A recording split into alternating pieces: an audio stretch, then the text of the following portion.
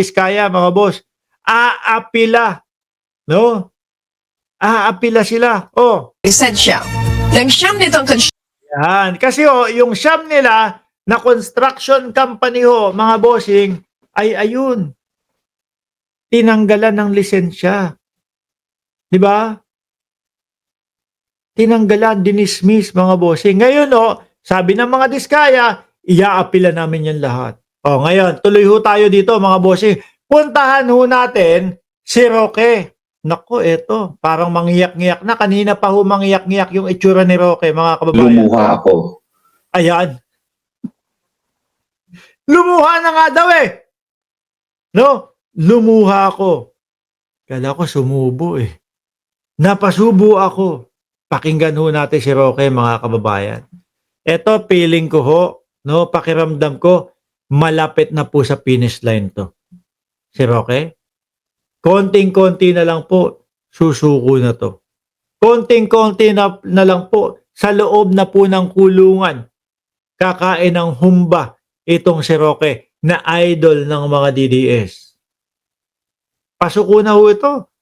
Paubos na daw yung pera niya. So, nung 4 ng Setyembre, ang katunayan po, lumuha ako nung night before. Ayan. Dahil alam ko, hindi ko alam kung kailan ako Alam mo, hindi na makakauwi. Dahil alam ko, hindi ko alam kung kailan ako makakauwi. Umuwi ka ng Pilipinas, no? Mag-travel ka papuntang Pilipinas. O di yun. Ikaw din ang may alam kung kailan ka uuwi, kung kailan ka susuko. Kaya lang, hindi sa bahay ninyo ang diretso mo. Malamang ang diretso mo doon sa Bilibid. Malamang ang diretso mo kung saan ipinipiit yung mga tao na may dapat harapin. So, nung 4 ng Setyembre, ang katunayan po, lumuha ako Aba? nung night before. Dahil alam ko, Uy, wag niyo inaaway si Monarch. Ito, pinag-uusapan natin yung idol ni Monarch. hindi ko alam kung kailan ako makakabalik sa aking inang bayan. Paulit-ulit kong iniwan. Pero palagi ko pong binalikan. Itong nakalipas na taon po, mahirap po ang aking kalagayan. Alam namin. ikaw ba naman magtago eh?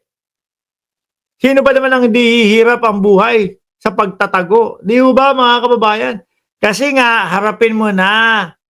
Yun din naman ang sabi sa iyo ng dating Pangulong Duterte. Yun ang sabi sa iyo nung kampo ng Vice Presidente. Harapin mo na.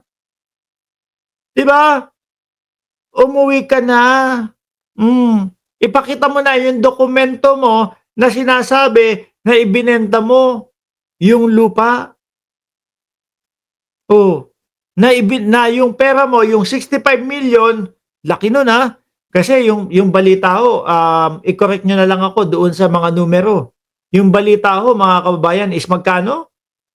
Parang 2 milyon nagsimula, tapos after 2 to 3 years, 65 million na lang, 65 million na agad. Paubos na yan, okay?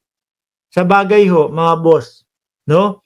Kapag wala kang income na pumapasok, naku po, kahit 65 million pa yan. Tapos sa ibang bansa mo ginagastos, naku, talagang mauubos at mauubos mga bossing. Well, una po, hindi po tayo nakapagtrabaho. Nabubuhay po tayo sa counting savings natin na alam naman natin na mauubos na rin. Donate na daw kay Roque. Paubos na daw yung savings. Paubos na daw yung savings ni Roque. Mag-donate na kailangan GCash o kung ano man. No? Magtulong-tulong na daw yung mga DDS. Oy, sino yung mga DDS dito? Abuloy na daw ang kailangan ni Harry Roque para makasurvive. Di ba? Kaya imbiyer na tong baklang ito, kala mo malinis ang pagkatao, hulas na ang pagmumuka. Ayan, yan yung nakikita natin, mga boss. Idol yan ng mga DDS, wag kayo. Kaya wag niyong inaapi yan. Isang sulit daw muna bago tayo matapos, sabi ni Marian. Isang sulit daw muna. Sulit! Isang bagsak yung kamao, tapos yung kulay green na heart. Tapos lagyan nyo din ng, basta, Duterte pa din kami. Yun yung wag niyong kakalimutan. Kasi paunti ho sila ng paunti. At tayo lang po ang makakapagpalakas ng loob nila para magpatuloy po sa pagiging utu-uto. Mga boss. Ayan, kahit kanina naman ho, mga utu-uto yung mga DDS na yan. Anyway, mga boss, Chipamo, sir, mamayang gabi po, alas 8 ng gabi, naka-live ho tayo, okay?